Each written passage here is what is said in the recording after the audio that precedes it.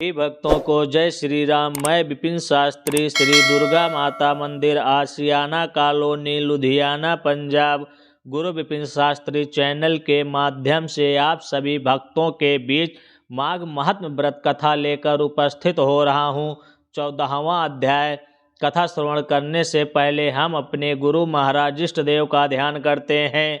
मंगलम भगवान विष्णु, मंगलम गरुड़ध्वजा, मंगलम पुंडरीकाक्षाम, मंगलाय तनोहरि। विकुंडल बोला, हे सौम्य, आपने जो धर्म ज्ञान दिया है उसे सुनकर मैं बड़ा प्रसन्न हूँ। जिस प्रकार साधु के वचन पाप को नष्ट करने वाले होते हैं, उसी प्रकार आपके इस उपदेश से मेरे मन का अज्ञान नष्ट हो गया है। जिस तरह चंद्रमा अमृत वर्षा करता है, उसी प्रकार सज्जन उपदेश करते रहते हैं। हे नाथ, अब कृपा करके वह उपाय बताइए जिससे मेरा भाई कुंडल इस घोर नरक से प्राप्त कर सके। भगवान दत्तात्रेय जी बोले, राजन, वह देवदूत बड़ा दयालु था।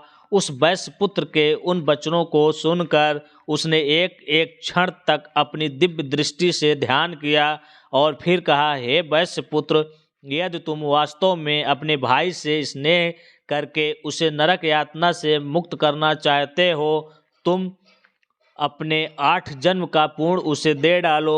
तब विकुंडल ने पूछा, वह पुण्य क्या था? पूरे वृत्तांत को विस्तार से कहो। मैं आपके कहे अनुसार उसे भाई को अवश्य दे दूंगा। देवदूत बोला, प्राचीन समय में मसु वन में साल्की ऋषि निवास करते थे। वे ब्रह्मा जी के समान संपन्न थे। उनकी पत्नी रेवती के 9 पुत्र थे, परम तेजस्वी थे। उनमें से 5 ध्रुव, शशि, बुध, तार और ज्योतिष्मान अग्निहोत्र करने वाले गृहस्थ थे।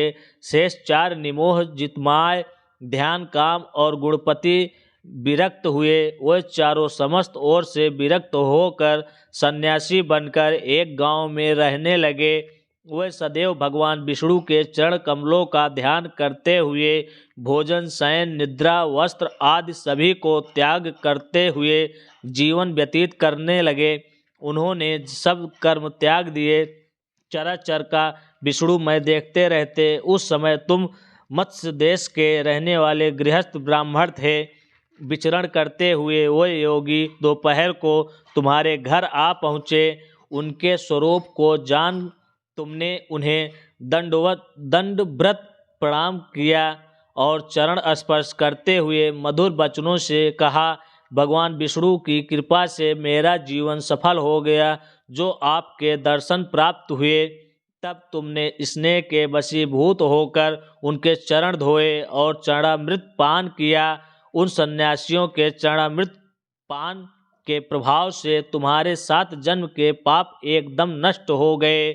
वे परमहंस रात्रि को तुम्हारे ही घर विश्राम करते हुए विष्णु चरणों के ध्यान में मग्न रहे। उनके सत्कार से तुमको जो पुण्य प्राप्त हुआ, उनका वर्णन सहस्त्र मुखों से भी नहीं किया जा सकता है।